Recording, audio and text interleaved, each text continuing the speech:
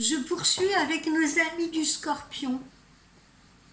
Nos amis du Scorpion, en cette période du mois de juillet, eh bien, vous rêvez d'une île déserte. Vous rêvez d'une île déserte. Au niveau relationnel et amoureux, vos relations semblent un peu déstabilisées. Là, dans ce mois de juillet, si vous voulez, vous vous sentez un esprit rebelle, vous avez du mal à vivre et à composer avec les autres, hein, que ce soit votre autre ou les autres en règle générale. En amour, vous pourriez même décider d'une rupture. C'est pour dire à quel point vous vous sentez mal parce que vous êtes fatigué de tenter des compromis. Et à partir du 23 juillet, eh bien, vous pourriez prendre un break, un réel break, un break sentimental, voire un break avec tout le monde autour de vous pour essayer de vous ressourcer et de prendre du recul par rapport à votre situation. Au niveau de vos activités, vos projets en revanche sont favorisés. Vous travaillez dans les détails, vous ne perdez pas de temps, vous êtes très organisé et aux alentours du 17 juillet, la Lune va vous inspirer.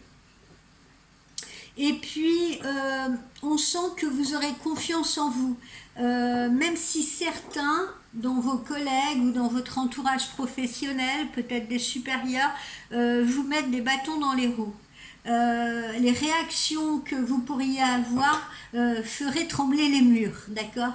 Donc, c'est pas le moment qu'on essaye de vous enquiquiner. Au niveau de votre forme, eh bien vos nerfs justement sont extrêmement sollicités.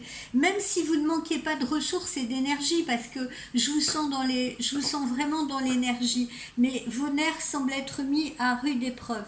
Pour éviter de vous faire trop de soucis, misez sur la détente. Misez donc sur la détente, voilà, faites ce qui va vous procurer du bien-être et du plaisir et surtout, misez également sur un brin de solitude.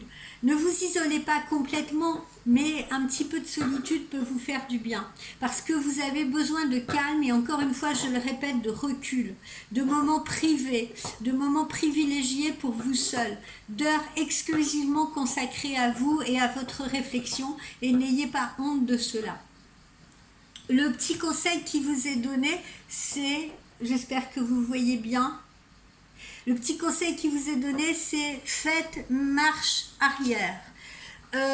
Pourquoi? Parce que j'ai l'impression que vous vous trouvez dans une impasse. Vous êtes en train de suivre une ligne de pensée, une ligne de conduite, une voie, ou de vous impliquer dans des choses qui ne vous servent à rien, qui ne vous servent pas nécessairement à grand chose et ne reflètent aucunement votre personnalité.